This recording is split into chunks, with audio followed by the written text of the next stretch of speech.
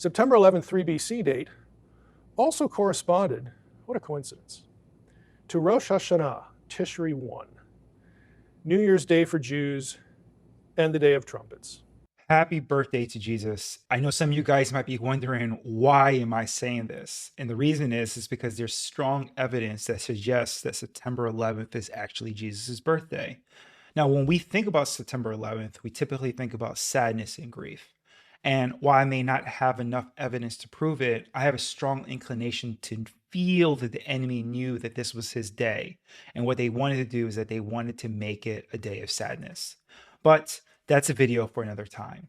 At the end of this video, I'm going to read a short excerpt from this book. It's called The Birth of Christ Recalculated by Ernest Martin, where he makes the argument that September 11th is Jesus' birthday. But first, I want to show you a quick video from Dr. Michael Heiser. He's a biblical scholar. He died a few years ago. But he discusses in this video Revelation 12 and how it is a celestial sign that actually points to the birth of Christ. So let's get started. But John, in Revelation, says this. Several times he says, I looked up in the sky and saw. What if John actually meant what he said? What if he's keying parts of Revelation to astronomical signage? What if he's doing that? A great sign appeared in heaven. A woman clothed with the sun, with the moon under her feet, and on her head a crown of 12 stars. She was pregnant and was crying out in birth pains and the agony of giving birth. And another sign appeared in heaven. Behold, a great red dragon, with 7 heads and 10 horns, and on his heads 7 diadems.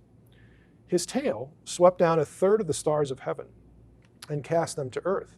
And the dragon stood before the woman who was about to give birth, so that when she bore her child, he might devour it. She gave birth to a male child, one who is to rule all the nations with a rod of iron. But her child was caught up to God and to his throne. Okay, verse 5 is crystal clear. It's quoting a messianic psalm. Okay, it's quoted elsewhere about Jesus. This is a reference to the birth of the Messiah. The notion of being caught up to God and his throne is a notion of the resurrection and ascension. But before that, you get all this astronomical imagery.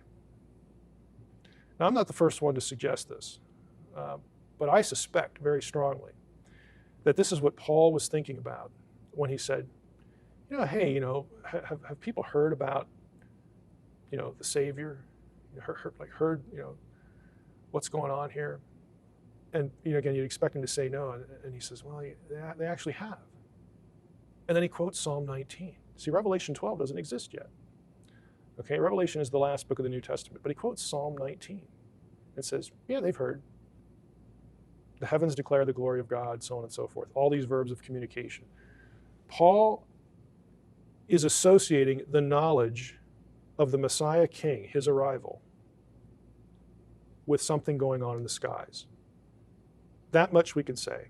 And Revelation 12 gives us a pretty easy thing to track in an astronomy program. Dr. Michael Heiser just read from Revelation 12, and what you immediately notice is that he's making the argument that this portion of the scripture is celestial, meaning that it's actually describing a celestial event. When you read Revelation 12, I would make the argument that it actually does 3 things in total. Number 1 is that it describes a celestial event. It's historical in nature because it's also describing the birth of Christ, and is also prophetic in nature because it starts to describe the church age. But I think a lot of people end up making a lot of mistakes when reading Revelation 12 because they misinterpret a lot of the symbolism. But what Michael Heiser is doing right now is that he's making the argument for the celestial event, that Revelation 12 is actually showing something that's occurring in the heavens. Now we're going to go back to Michael, and he's actually going to show that in his astronomy program. On your screen, you see a few things. There's the sun and the moon, and then there's a line. The line is called the ecliptic. This is a line that astronomers will draw to track the movement of the constellations. You notice the sun and the moon there. The sun is in the midst of the woman, the virgin, Virgo. Okay, and Virgo, again, there's different ways to understand the 12 stars around her head, depending on which astronomer you would read. That you can get 12 stars in this or that method. But again, she's the woman with the 12 stars, the virgin who is about to give birth. The sun is in her midst. It's Revelation 12. And the moon is at her feet. You'll notice above her head, I've let my astronomy program show Regulus and Jupiter. Now, they are not mentioned in Revelation 12, but if you put the information in Revelation 12 into an astronomy program, this is produced. What's the big deal about Regulus and Jupiter? Jupiter was the king planet because it's the biggest one. Regulus was viewed as the king star because of its brightness. Okay, here they are overlapped. They are superimposed on each other. If you are one of these old ancient astronomy guys, that's going to draw your attention because both are associated with kingship. So I want to quickly point out two things that he just mentioned. Number one is that there was an alignment between two entities, a star named Regulus and then Jupiter. And he says both of those are associated with kingship. So the Magi who are watching the stars, waiting for the promised Messiah, would have noticed this. And they would have said, this is such a unique event. This surely must be what we've been waiting for. And the second thing he said is that there was such a short time window. I believe he mentioned it was about 80 minutes where this thing happened perfectly.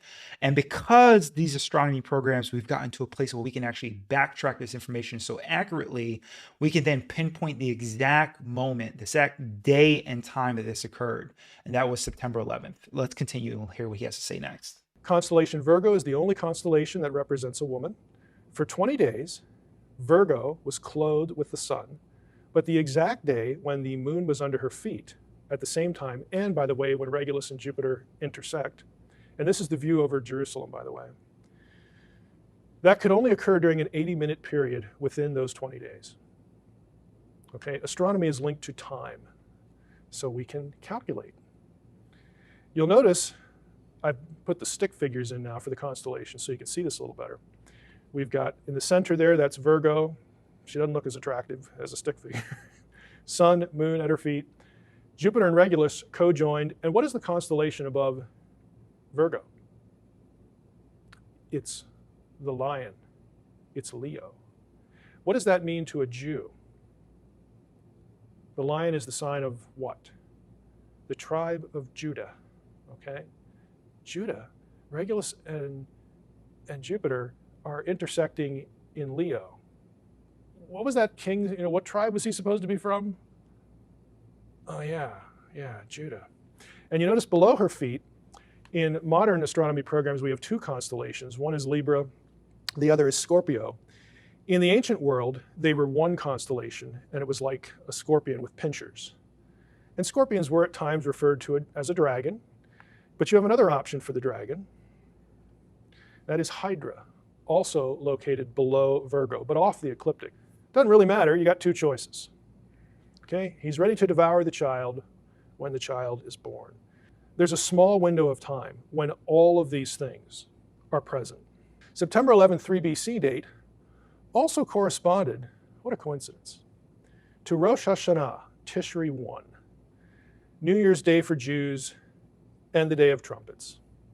Tishri 1 was also the New Year's Day of the civil calendar, according to the calendar accepted in Judah during the divided monarchy. In other words, it marked the first day of the reign of every new Davidic king. What a coincidence. All right, so he said that when you look at the constellation, you notice that there was a lion within the constellation, which pointed to the tribe of Judah. As you know, Christ was from the tribe of Judah, so this only strengthened this celestial sign. The second thing he said was that the serpent was also present. So all the elements that are displayed in Revelation 12 can be seen in the constellation at the exact same time. And then the last thing he mentioned was regarding Rosh Hashanah. So this is the Feast of Trumpets. So when this happened, they typically started or recognized a new kingly reign at this feast. And at the same time, this celestial sign occurred. So if Christ was born on September 11th at Rosh Hashanah, it means that this new king arrived in the world on that day. So everything just aligned very beautifully. So now I want to read you a quick excerpt from Ernest L. Martin's The Birth of Christ Recalculated. This book originally came out in 1978. I have the 1980 edition. But he wrote in his conclusion, after doing a massive amount of work, Christ was probably born in late summer 3 BC, perhaps in the close vicinity of September 11th. He was presented in the temple 40 days after his birth, and his parents sacrificed a pair of turtle doves as commanded in the law.